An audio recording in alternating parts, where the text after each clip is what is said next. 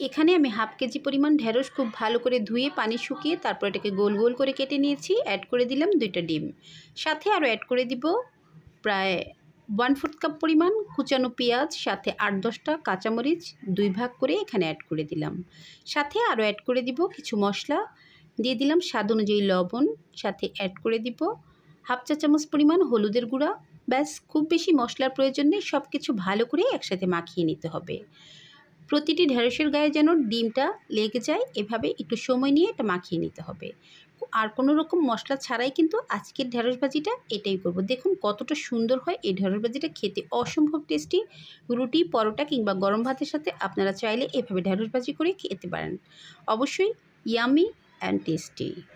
খুব ভালো করে মাখিয়ে নেওয়ার পর চলে এলাম চুলায়। 3 টেবিল চামচ পরিমাণ সয়াবিন তেল দিয়ে তেলটা যখন গরম হয়েছে তখন অ্যাড করে দিলাম আগে থেকে মাখিয়ে রাখা ঢেঁড়সগুলো।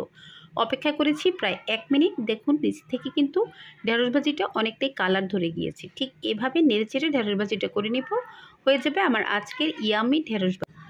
আর এভাবেই আস্তে আস্তে ইয়ামি ঢেঁড়স ভাজিটা কমপ্লিট হয়ে যাবে। রুটি, পরোটা অথবা গরম ভাতের সাথে খেয়ে দেখবেন কতটা মজার।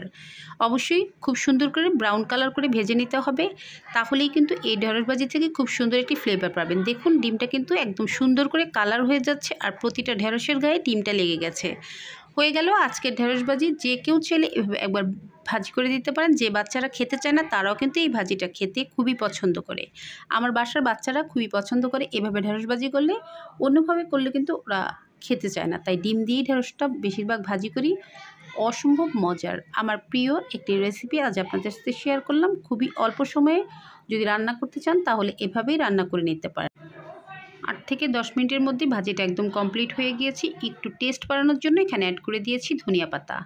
অবশ্যই ধনিয়া পাতাটা দিতে চেষ্টা করবেন, এতে করে খুব সুন্দর একটি ফ্লেভার আসে। আমার আসলে অনেক পছন্দ ধনিয়া পাতা যে কোনো রান্নায়, সেজন্য আমি চেষ্টা করি সব কিছুতে ধনিয়া পাতা অ্যাড করতে। ভাজিতেও করি, শাকেও করি।